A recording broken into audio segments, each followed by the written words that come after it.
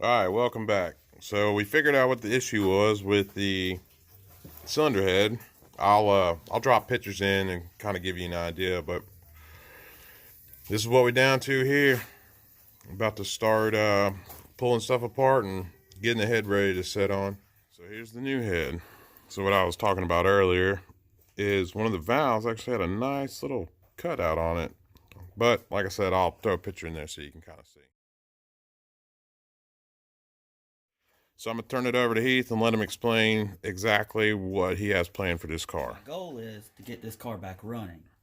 But like he said, this is the new head. I just got this new head with the valves and springs already put into it.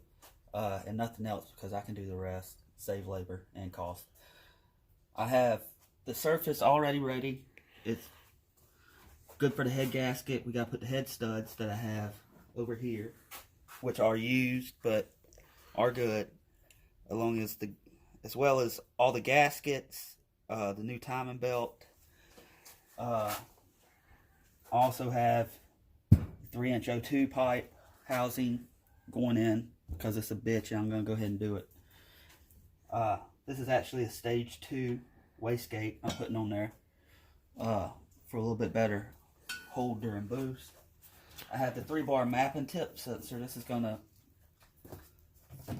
have to have a re-skeleton, which I'm gonna get after all this.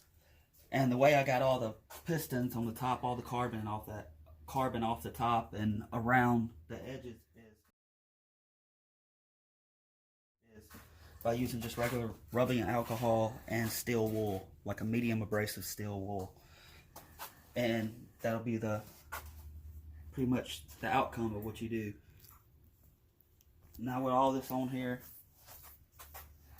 it's going to be like a stage 2 minus the stage 2 injectors, but it's going to have meth, so I guess that'd make up for it. But either way. And where'd you get the cylinder head from? Got it from the cylinder head shop online.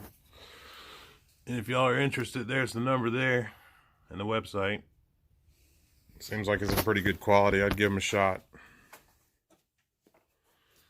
Yeah, I got the head from the cylinderheadshop.com online. I got all those gaskets from Rock Auto, which I usually use for just regular normal parts, Mopar or just gasket.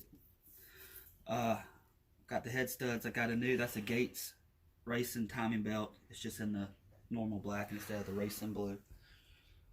The other head gasket right there, or not head gasket, but intake manifold gasket I got from the local parts store. Everything else I bought off people, individuals. So what are your plans for the car? Like, what do you plan on making this car to be eventually? A fun car to take out on the weekend. Or whenever I want. So you going for speed, daily? Just speed and daily? Going for fun. Fun. Everybody loves a fun car. Now, with the upgrades that we just discussed, how would that compare to, stage 2 or stage 3?